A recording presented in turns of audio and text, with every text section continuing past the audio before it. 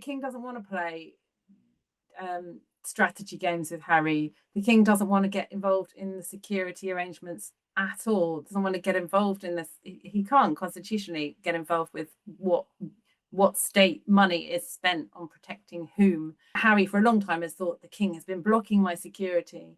So I don't think this was the king saying, look, it can be done. You don't need security. I think he just doesn't, that's not a game he wants to play at all. Hi, all. Kinsey Schofield here. Welcome to Kinsey Schofield Unfiltered. Today, we are so excited to welcome Kate Mansey, assistant editor and royal editor for The Times and co-host of the Royals podcast, which is available right now on YouTube. So head on over there and make sure you marathon Kate's podcast, which I absolutely adore. Kate, you wrote an incredible piece while I was in London, and you were so busy that I really appreciate you allowing me to pick your brain on it today. Harry, the Duke of Hazzard. Tell me a little bit about that nickname and how, it just fit the perfect headline for Harry's UK trip. Well, it sounds so much better when you say it in your accent, Kinsey, than I say it in mine, Dukes of Hazzard. But it's true, people within the palace, that's what they're calling Andrew and Harry, and have done for some time. Of course, only one of them's still a duke, because we know Andrew Mountbatten-Windsor's had his Duke of York title taken off him. He can't use it anymore. But this is, it's been pinpointed essentially by courtiers within the palace as kind of flashpoints for the king's reign. So these two huge problems really within the family, reputational problems, familial problems. How do we solve a problem like Harry? And that he's really come to be known as that kind of Dukes of Hazzard.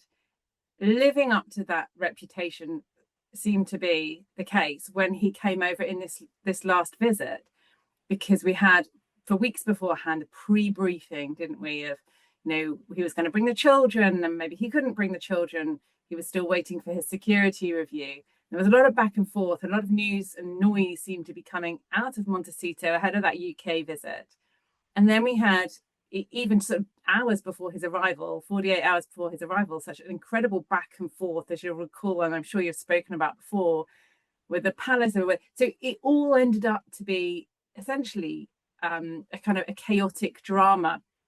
And the word chaos was used to me quite a few times when I was speaking to people who were very closely involved with organising that visit, trying to offer hospitality to Harry for that visit, and how that all kind of unfolded and sort of ran away from everybody. And I mean, there's one thing that people in the palace don't like, and that's things changing at the last minute.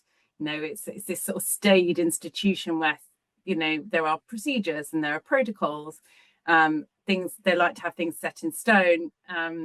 Case in point was when the king went over for the state visit to visit President Trump, and there were people literally with measuring tapes months beforehand from the palace who went out and were sort of timing the number of paces it would take across the South Lawn to get to all the various points that the king would be going to. That level of planning is what they like. What they don't like is having the rug pulled from under their feet at the last minute, which I think you'll come on to. Yeah.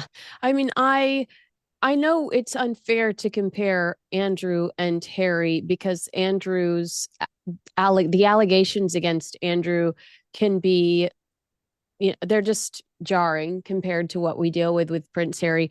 But I do think it is fair to say, could we be the similarities, in my opinion, are these are two people that don't do their due diligence when it comes to who they associate with. I immediately think of the trip that I believe it was in Nigeria, where Harry's photographed with somebody that was booted from the United States because of fraud, where, Meghan is pictured with several people that have Tyler Perry. I mean, they Tyler Perry, currently accused of sexual harassment here in the United States, has several court cases against him for that. It seems like they, similar to Andrew and Fergie, are willing to associate with somebody because they're hot in the moment or they're getting something in return, versus really sitting back and going, could this affect me negatively or my reputation negatively in the future? And I see that a lot with Andrew and Fergie, even away from Jeffrey Epstein. Hmm. So you think there's sort of the Sussexes haven't really played the long game in that respect, that they're thinking there for a kind of a short connection. Yeah, it's interesting to see whether it's hard to kind of, even looking back over 6 years, it's hard to see the progress or what the kind of game plan has been, what that kind of narrative sort of arc has been with what they wanted to achieve out there versus where they are now. Is this where they wanted to be? It's hard to tell. Of course, they seemed to make friends with Oprah Winfrey, didn't they? When they sat down with her and did that big interview, which was extraordinary. And, you know, the palace were just appalled by it. The revelations came thick and fast, and accusations came thick and fast. But we haven't really seen them at any showbiz parties with Oprah. We haven't seen some of the friends they appeared to make initially, they don't seem to still be in touch with. I mean, I would draw a line between the two Dukes of Hazzard, as they're known. Yeah. Because I just think and I think this has sometimes been Harry's gripe, like, hang on, I didn't do anything wrong. I just chose to live a different life. Whereas Andrew, although he denies all wrongdoing, as we know, has been accused of when we know that he was friends with Jeffrey Epstein and stayed in touch with him after his conviction for sex offences. Although Andrew denies any further wrongdoing or anything else other than that association and that biased friendship. I think Harry's case is very, very different. But what is similar is that they've both caused a headache for the king, and they both pose a huge reputational risk to the reign, to the institution, and to Charles, and quite a lot of distress and sadness, I think, to Charles personally. Do you not think that Harry recognizes that his actions towards the end of the Queen's and Prince Philip's lives and in the run up to King Charles's coronation were wrong? I agree with you. I totally think you're right that Harry would say, I haven't done anything wrong. But from I don't know, a moral standpoint, I sit back and think, I would never try to make my grandpa or my grandmother's last few years on this earth more difficult than it had to be through my actions. I think what I've seen of Harry's interviews and anything he said publicly, I don't get that sense of self-awareness or self-reflection in that respect. I don't see this as somebody who's going, do you know what? I'm not sure I should have done that. He talks about his family not being able to forgive him for writing Spare, the memoir. And we heard all sorts of allegations about the Prince of Wales and the Princess of Wales. And he after that talked about, I understand that some members of my family will never forgive me for writing a book. What he doesn't say, of course, is, I apologize, or I'm sorry, or you know what, and I understand why, because I think I went too far. He's never said that. He's never given any ground. So I don't, while you or I might reflect and think that wasn't a great move, if he does think it, he thinks it privately. He's never said it, as far as I know. And without that kind of acknowledgement or any kind of mea culpa, if you like, of saying, okay, I'll fall on my sword. I did it. I took some false steps there. It's really hard to move on. And I think that's where we find ourselves 6 years later. We're still in this kind of impasse where, it's about two sides just not being able to, give any ground. Particularly when I'm talking particularly about, William and Harry. Of course, the king has repeatedly made an effort offering accommodation at Buckingham Palace more than once now, having it declined more than once. Recollections may vary, and still making time and space to see Harry, Meghan, and the two children, and making that known publicly through Buckingham Palace that meeting did take place. I feel like I should hold this question for later, but I will forget it. Why was it so important for that statement to be made? Because that's what blew my mind. I was in London. I just seen you. I was in London, and I thought to myself, who benefits from that statement that they met with Meghan and the children? Who wanted it? Okay.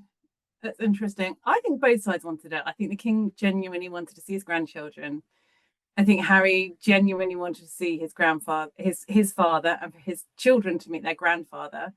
Um, I sense something behind the scenes because there must have been an agreement that Buckingham Palace would be the ones to release that information. They released it after the event had concluded in the afternoon. There was no sleepover. There was no, it wasn't a protracted meeting. I understand it was like an afternoon visit at Highgrove, the king's, nurturing home in Gloucestershire, where, he really feels at home, a real private space for him. And I think both sides wanted it. The king managed to put that message out through Buckingham Palace, so it wasn't leaked out by the Sussexes. The spokesman has never said anything public about that meeting, as far as I know. And we haven't yet seen any pictures of the meeting, which seems to have been an agreement from both sides as well. As a royal reporter, I'm always digging into international stories, but nothing's more frustrating than hitting that content block online. That's where ExpressVPN comes in, a virtual private network that creates a secure tunnel for your online activity, keeping it private and safe. For unblocking, it lets you change your online location to any of 105 countries. I use it to access UK and global libraries. I recently watched my latest Meghan Markle documentary on Channel 5, thanks to ExpressVPN. No more missing out. Privacy-wise, it hides my browsing from ISPs who sell data, crucial when researching sensitive topics, and on public Wi-Fi during travel. Its encryption protects my logins. ExpressVPN's the best, fastest speeds, no log servers audited by PwC, connects up to 14 devices, and their new tiered plan starts at just $3.49 a month. That's like 12 cents a day. It's unreal. Find out how you can get up to 4 extra months by clicking the link in the description box below. expressvpn.com/Kinsey. That's expressvpn.com/Kinsey. Quizzed you a little bit about Harry's credibility before, which would have made this the perfect segue, but I interrupted it with a different question, so I apologize. But, you wrote that Harry's difficult UK visit and courtroom defeat won't have helped his efforts to position himself as a moral crusader. And here I am like saying, you were very nice to your grandma, but that court loss really, in some of our opinions, knocked his credibility. Do you think this was a reputational setback beyond Britain, or is this something that is a much bigger story where you are?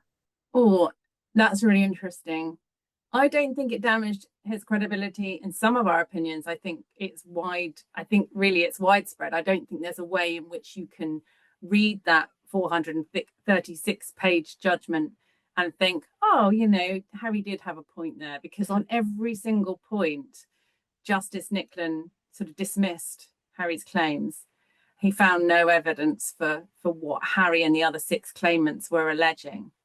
Now, I think it's very hard for him to come back from that reputationally as a kind of crusader for and a moral arbiter for good, because there was so much about that, that court trial that you can unpack. The fact that he had been helped by a convicted hacker, former journalist himself, to put the case together, and so much of it, I think, he found it all kind of crumbling away from him, and it would have been devastating for Harry. I think that judgment. It's hard for me to know how that plays in the US. I think my understanding, and you would know better, of the US audience is that they like a winner, and a court, and I think they do look at the UK court system and the judges, and they don't think it's a stitch up or a cover up or a whitewash or any of the things that Harry has said after this defeat and the defeat against the Home Office for his security last year. I think people around the world do actually have a lot of respect for the British justice system and the court system here. And that's not to be said for all countries. And, it's very dearly cherished here. And I think that will have reverberations around the globe. I don't see how you can walk away from such a crushing defeat like that with your reputation held intact. And I think that is going to be really tricky for Harry going forward, trying to rebuild from that. Really interesting that Meghan wasn't here for it. We heard, didn't we, from sources close to Meghan had told People magazine that she would have felt humiliated by that verdict. And, I don't know, those sources were unnamed, so it's hard for us to kind of verify the veracity of that report. But we do know in the past, People magazine have been invited to join the Sussexes in Nigeria, for example, and they have been largely quite a pro-Sussex publication mostly. So we may read into that those sources are accurate and are well placed. So she wasn't there for that. She hasn't been at any of those court trials. She hasn't been sitting in court. She hasn't been seen outside holding his hand. She hasn't physically been, a sign of support for him throughout any of those battles with the press. So it's hard to read in what her take on it is.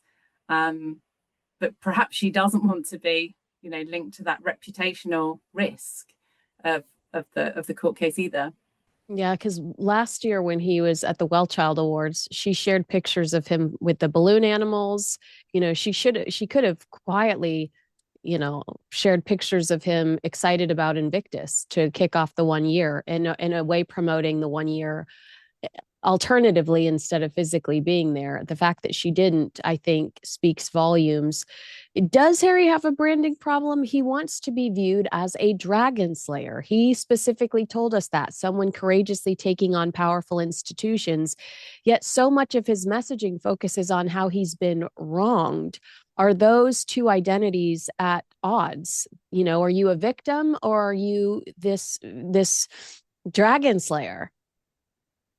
Yeah, that's it, isn't it? I think he's tried to play both sides. He's tried to be, for me, people will have respect for him and sympathy for him and a lot of empathy for him and what he's been through. And, both judges, for this case and the Home Office case about his security were very clear that, it's clear that he passionately feels that he's been wronged, but that doesn't equate to a rightful case in a court of law.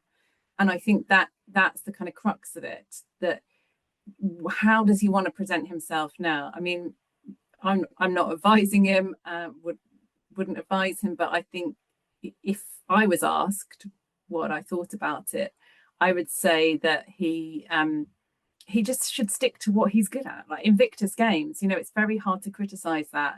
I was there in Colorado with him when he went to visit the Warrior Games in 2012. And he said, this is great, US servicemen and women, veterans who've served in war, and now they're competing in this sports tournament. It's given them a whole new lease of life. I'm going to nick this idea. I'm going to start it with your blessing. I'm going to start it and make it nationwide, international. Spread it across all the different nations.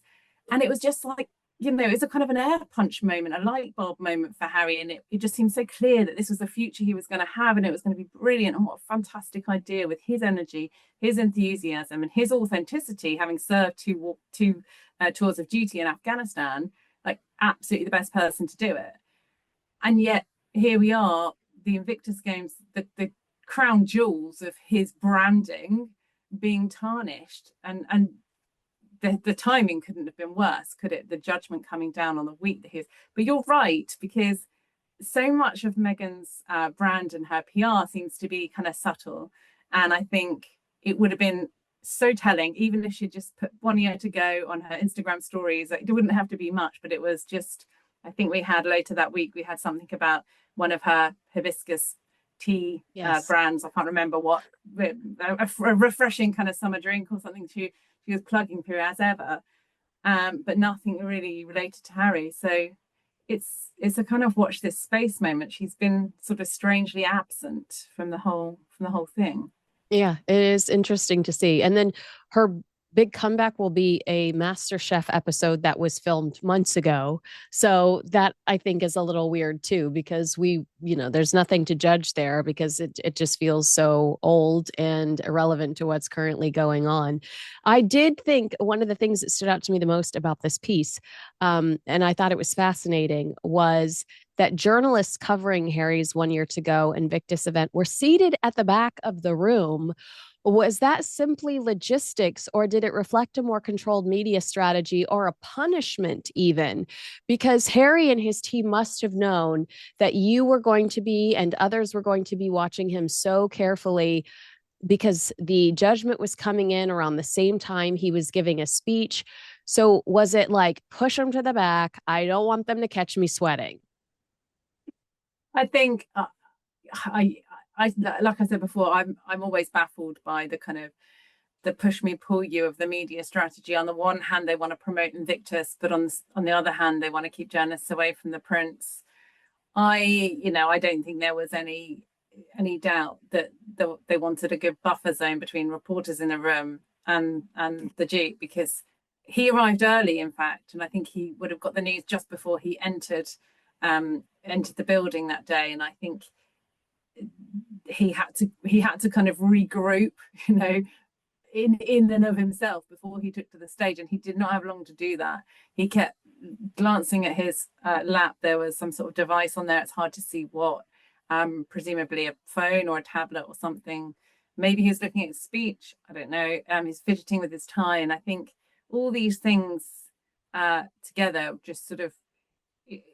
And to his absolute credit, I have to say, he stood up and carried on as normal under what was obviously quite a lot of personal strain there, having just heard that this case that's been going on for years had just ended in the most crushing defeat for him. But I think that's often what we see with Harry, that at the Well Child Awards, for example, and I've been to them since he left for the US and came back, it'll be very kind of stage managed. So there'll be a media partner, for example. And we've seen it on his trips to Ukraine. He chose a media partner in ITV and took just a small kind of camera crew with him. And I think he is a bit like William in that respect, that, there's always going to be an arm's length to the press, and probably through, growing up in the public glare in a different time of the media, and, feeling that they need to keep some control, and that is understandable, I guess. Yeah, I do think though that the leave me alone, I hate you, versus, hey, I gotta sell a book, so do you mind sitting down with me? It gives us whiplash a little bit. maybe it doesn't give the audience whiplash. Maybe the audience is oblivious, and that absolutely benefits Prince Harry. But I need you all to show up to promote Invictus, but I'm going to sit you in the back and I'm not going to be very nice to you. Seems like an odd way to try to get positive press for your charity or campaign. But to your point, how could we ever criticize Invictus? We all love Invictus and we see its value. So he's going to get away with that. We're talking about the whiplash, and let's sort of mention that in my piece of the kind of briefings. As journalists that week, we felt like we were just sort of watching a kind of ping pong match, a table tennis match, just watching the ball go back and forth and going, well, where's the truth, in all this? Because he was saying one thing and then something else would emerge, and then the court judgment would come down against him, and then he would say, well, it's a whitewash anyway. But to your point about how he treats the press and that kind of pull you in, push you away, I understand that the day of the judgment on the Tuesday, he was due to kind of give a statement to camera, and all of a sudden that was canned, and a statement was just put out over the WhatsApp by the Sussex PR. Similarly, the following day, he was supposed to have public engagements. Now, all the reporters that had been sort of Sussex verified and invited to that were told, don't bother, we're having it behind closed doors. Meghan was supposed to come the next day. She wasn't there. And I think that was probably the moment when although he had managed to kind of keep face on that first day and keep going, the next day, who knows, he obviously did not want any media there, which is a shame, because it's a shame for everybody around Invictus. It's a shame for the fact that, like we say, it's a great thing and it's a feather in his cap. It's one of the brilliant things that he's done, and all his own doing, his own passion and determination, get it off the ground. And yet he couldn't, for whatever reason, couldn't make that a kind of public commitment the following day. Yeah, and think about all the volunteers and the resources that went into setting that stuff up. I remember that piece that was written about everything that Meghan wanted when she was going into the Bronx school to read The Bench. She wanted the room painted. She wanted throw pillows. There were some reports about that, all of the hard work that goes into the aesthetics of a Harry and Meghan engagement. And if I'm a volunteer and I've spent months preparing to see Harry and Meghan for my cause, I'm thoroughly disappointed by that cancellation. But you do write in the piece that had Harry given a speech post that loss, and a speech that even remotely sounded like the statement that was released to very specific Sussex friendly media outlets, the complete and obvious whitewash, that could have been embarrassing for the palace. And you mentioned that he remains eligible to serve as a counselor of state. Does publicly accusing a British judge of participating in a whitewash create constitutional discomfort inside the palace? And does Harry realize that he still has some of these positions that are such a privilege, that so he should be more careful? Does he care? Well, I think, constitutional discomfort is a great way of putting it, Z. I think this is exactly why the palace wasn't bending over backwards to kind of reinstigate their offer of accommodation in Buckingham Palace. So they said, you've got to the end of the week, tell us whether you want to stay at Buckingham Palace. He didn't, he missed the deadline. He came in on the Saturday and said, do you know what? I don't want to stay there. Thanks very much. Later on that day, he said he did want to stay there.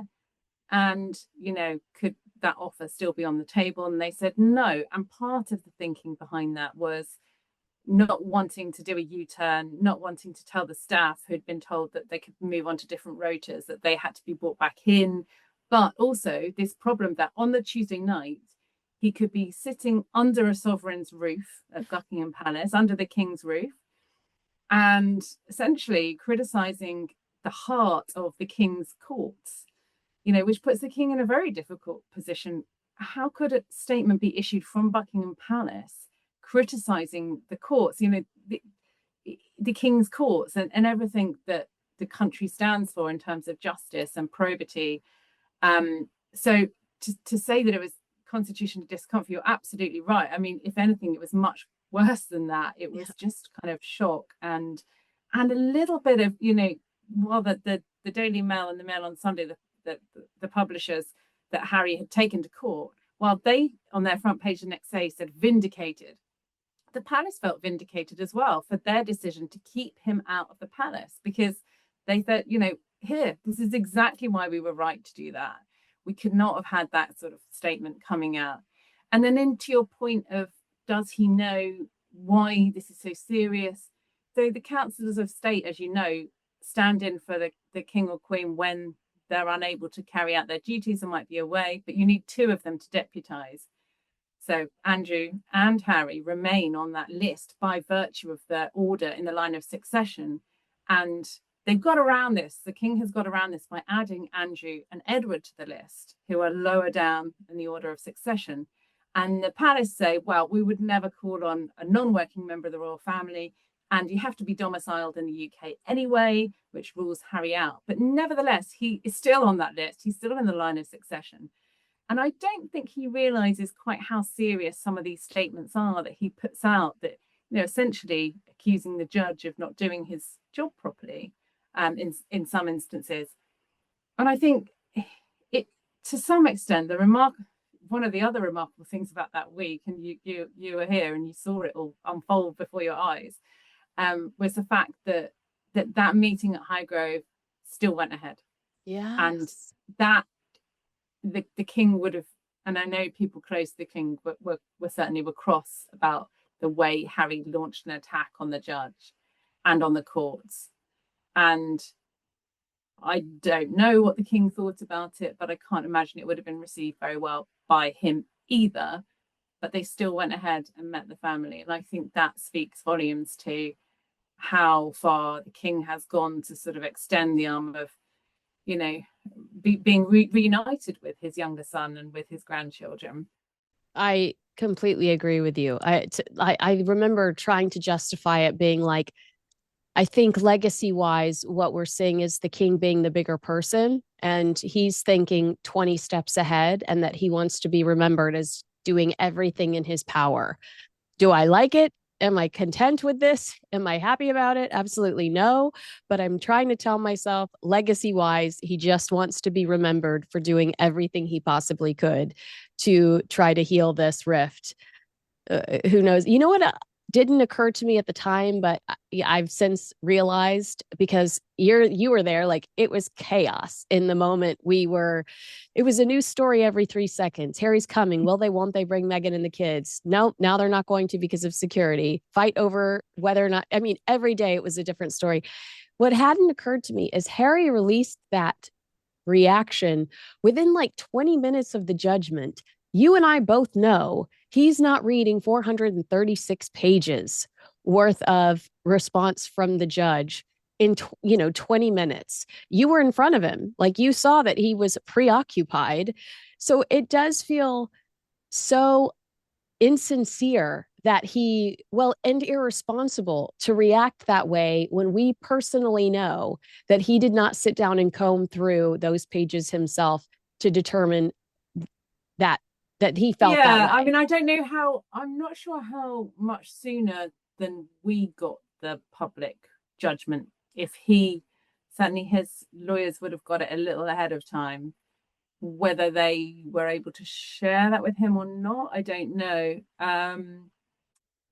Certainly they would have been able to share the kind of crux of it. Yeah. I think they do get, each side gets the judgment a little ahead of time just to check for any errors and things like that.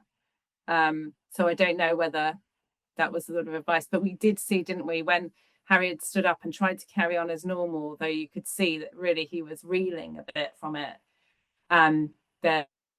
David Sherborne, his barrister, turned up at a side door and was ushered in, and then Harry went upstairs for a kind of private meeting for a bit. And I expect that was when, a lot of this was discussed and, what reaction they would put out. Yeah. And then obviously having to contact Doreen Lawrence, who's one of the other claimants, whose son was the victim of a racist attack. And so a huge story in the UK.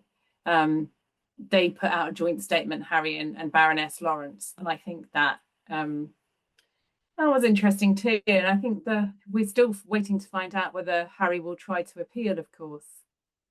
And we're waiting for the costs hearing, which will be next week. So this is by no means a finished story, if you know. Yeah, I mean you're right. It continues to evolve and move. The palace, in refusing Prince Harry a place to stay, you mentioned that they kind of felt justified in their actions after he released that statement. Is this an example of palace officials protecting the monarchy first and the family relationship second? And I don't hate that. I understand when Harry complains about that kind of in spare, but in my personal opinion, it was justified in this case. Yeah, I think it is. Harry, in the past has talked about the men in grey suits, hasn't he? So in this case, it's interesting to see, okay, so the advice from the palace is, look, we are not going to then extend the offer of the accommodation because there's all this other stuff as well. Is he going to come out and give this excoriating attack on the King's courts in public from possibly live stream from Buckingham Palace? Potentially, they didn't know. So on the one hand, the advice would be, this is not a good idea. Having said that, the palace was really, really clear that this message was coming from the top. So this message was coming from the king. It wasn't, the men in grey suits going, we've decided we're going to protect the poor king. As with the late Queen as well, these decisions do go all the way up to the top. And if Charles had said, I don't care, I'll take the risk, he's my son, there's not much they would have been able to do. So that is worth bearing in mind, that actually, when it comes to it, it's not just the palace and, the men in grey suits, as they've, they're not men in grey suits anymore. There's all sorts of women, people of colour, wearing all manner of suits. It's an old kind of idea that Harry likes to propagate, that we're also stuck, the palace is sort of stuck in the past and the UK is stuck in the past. but it's not just, this is a very rambling way of telling you that it's not just the palace, you know, it's not just the palace who will step in and say enough's enough. We need to protect the institution, which of course they do and actually do a lot. And we'll put that before any kind of family dramas often. But it's also the king as monarch recognizing that the buck stops with him. And, like the late Queen did, she made some difficult decisions about her beloved son, Andrew Mountbatten-Windsor, that he had to step away from all his official duties and relinquish all those roles. And that was a very tough decision for her. Arguably, she should have gone further at the time and would have made it easier for her son, Charles, when he came to the throne. But nevertheless, she put the monarchy first. And you see that a lot. And you're seeing that with the king as well. That said, in private, he will meet Harry. He will meet the grandchildren, despite everything that went on last week. I think a lot of people would have thought, well, he should, he'd be within his rights not to see Harry. But I think that was interesting too. And I wonder whether some of the public reaction plays into it, because do you remember a while ago when Harry came over and Harry and the king couldn't find time to see Harry? That was another point where Harry had been offered accommodation in Buckingham Palace. We don't know, but we know that he declined it, turned it down. And we don't know what toing and froing had been going on behind the scenes. But if it was anything like this visit, there would be a lot of toing and froing. Yeah. In the end, Charles said, I don't have time to see him. And the Duke put out a statement saying, oh, such a shame, my father doesn't have time to see me. And it was sort of, it was kind of excruciating to read, wasn't it, that statement? Yeah. But there was a bit of a public reaction to that, and people thought, hang on, surely he's got 5 minutes to see his son. And even though the king was undergoing cancer treatment and things like that, and I do think actually sometimes there are, Harry won't realize it, but I do think there are palace courtiers who are really trying to make that happen, not just because the king wants a meeting to happen, but because, it's not a good look either, is it? If he can't see his grandchildren for 5 minutes or his son for 5 minutes, despite the fact that it comes with so much back and forth and difficulties. So I don't think sometimes Harry appreciates some of the work that's being done to help, right, to help his case behind the scenes that he probably doesn't realize. No, you're totally right. All right. Last but not least, one detail everyone has been talking about is how Meghan, Archie, and Lili managed to spend several days in Britain without being photographed once. Mm-hmm. Does their ability to remain completely unseen suggest that avoiding photographers is actually possible when that's the priority? And does that challenge Harry's long-standing argument that Britain is simply too dangerous for his family to visit, and that, they're always having to navigate the difficulty of paparazzi in the UK? Yeah, it shows it can be done. Yeah. It shows that, you can go and see, he can go and see members of his family in private without being seen. It does contradict some of the claims made previously about how the UK is sort of crawling with paparazzi and it's impossible to move because they'll be followed. How did they do it? Well, maybe they'll reveal it one day in a Netflix documentary. Maybe they went under, in blacked out Range Rovers. It's quite easy to move around unseen if you want to, I suppose, when you have the help that they have. And Highgrove is a very private place. Well, there was an event going on that day, I think, with Chanel. Yeah. So there were people moving in and out. So they could have easily come and gone unseen.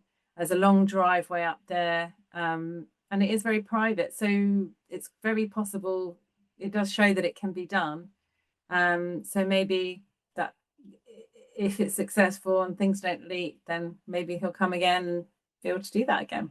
Yeah, it does feel like the king, it was a chess move, and the king goes, see, I told you so. Like, here you are safe, you are fine. No one caught you. We released a statement saying it happened, so you guys get to do a victory lap. But maybe the king is always he's always just a few steps ahead, and Harry needs to have some patience and some faith in his own father. Well, it's interesting you say it's a chess game. I think, it is more like a ping pong Yeah, lately, yeah. table tennis game to me still. The king doesn't want to play strategy games with Harry. The king doesn't want to get involved in the security arrangements at all. Doesn't want to get involved in this. He can't constitutionally get involved with what state money is spent on protecting whom. That's the case for Ravek. Yes, members of the royal household sit on Ravek. That's the committee that helps decide which VIPs and members of the royal family get which levels of security. Yes, there's a member of the royal household on there to advise, but they advise, the committee advises, and then it goes up to an independent chair. Harry, for a long time, has thought the king has been blocking my security. So I don't think this was the king saying, look, it can be done. You don't need security. I think he just doesn't, that's not a game he wants to play at all. He's really, really careful about that. But, you know, if things can be done quietly and behind the scenes, so much the better, I think, for both of them going forwards. That's true. It's very true. All right. Well, obviously, the audience can follow you at the Times for your excellent royal coverage, but also make sure you go and subscribe to the Royals on YouTube. And again, incredible content there. I know that you bust your butt, Kate Mansey. So thank you so much for spending time with me today. I really appreciate it, and I value your opinion immensely. So I hope you have a great evening. Because I probably kept you way too long, but I did. No, it's a pleasure. It's always a pleasure to chat to you, Kinsey. You're always so well informed, and no, it's always a joy to chat to you anytime. All right, talk to you soon.